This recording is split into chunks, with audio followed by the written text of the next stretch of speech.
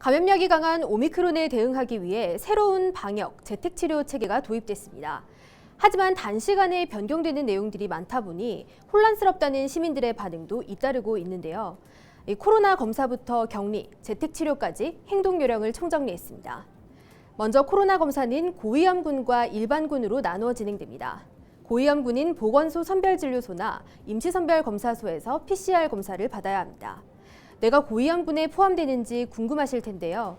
일단 만 60세 이상이면 무조건 고위험군에 해당됩니다. 또 밀접 접촉자 등 보건소로부터 문자를 받았거나 요양병원과 같은 취약시설 종사자, 자가검사 키트 검사에서 양성을 받은 사람입니다.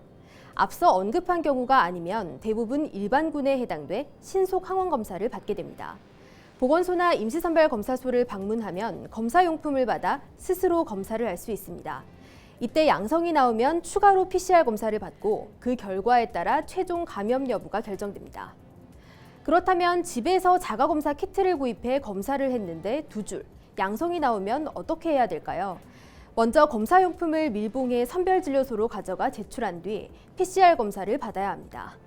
보건소 외에 지정된 동네 병원과 호흡기 전담 클리닉에서도 신속 항원 검사가 가능합니다.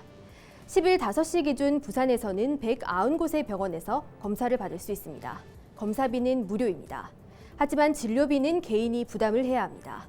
각 지역별 현황은 지금 보시는 것과 같은데 내가 살고 있는 지역의 자세한 병원을 알고 싶다면 건강보험 심사평가원 홈페이지에서 확인 가능합니다. 만약 확진 판정을 받으면 어떻게 해야 할까요? 이제는 개인의 건강 상태에 따라 치료 방식도 달라졌습니다. 보건소에서는 먼저 확진자의 증상이 심하고 기저질환 등이 있으면 병원이나 생활치료센터로 이송합니다. 하지만 그 외 대다수는 집에서 치료를 받게 되는데요.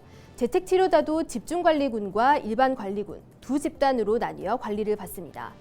집중관리군은 보건소에서 관리를 담당하는 병의원을 지정해주고 의료진이 하루에 2번 전화로 건강 상태를 확인합니다. 부산에서는 48곳의 병원이 재택치료 협력 의료기관으로 지정돼 건강 모니터링을 진행합니다. 집중관리군은 또 산소포화도 측정기, 소독제 등 물품 5종이 포함된 재택치료 키트를 지급받을 수 있습니다. 이에 반해 일반관리군은 스스로 몸 상태를 확인해야 합니다. 재택치료를 하다 증상이 심해지면 비대면으로 의료기관 진료를 받을 수 있습니다. 집중관리군과 달리 일반관리군은 전담병원이 지정되지 않았습니다. 이에 따라 보건당국에서는 전화상담을 받을 수 있는 동네 병의원을 지정해뒀습니다. 부산에서는 69곳이 참여하고 있고 평일 오전 9시부터 저녁 6시까지 상담을 할 수 있습니다. 비대면 전화상담은 하루 1회가 권장됩니다. 야간이나 주말에 몸이 아프면 24시간 운영되는 재택치료 의료상담센터에서 도움을 받을 수 있습니다.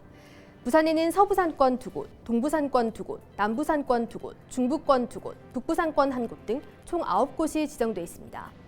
비대면 진료 후 약 처방을 받았다면 지정된 약국에서 동거가족이 약을 수령해야 합니다. 홀로 사는 어르신 등 약 수령이 어려운 경우 담당 약국이 약을 수령할 수 있는 대리인을 확인해 약을 전달합니다. 부산에는 현재 41곳의 약국이 지정돼 있습니다. 만약 증상이 더 심해진다면 대면 진료를 받을 수 있는데요. 부산에서는 부산의료원과 갑을 녹산병원이 외래진료센터로 지정돼 있어 이곳에 연락하고 방문하면 됩니다. 단 응급 상황에서는 119로 즉시 연락해야 합니다. 확진자는 7일간 격리를 하게 됩니다. 검체 채취일로부터 7일차가 되는 날 자정에 격리가 해제되며 해제 전 별도 검사는 하지 않습니다. 확진자의 동거인 중 백신 접종을 하지 않은 경우 확진자와 동일한 기간 격리를 해야 합니다.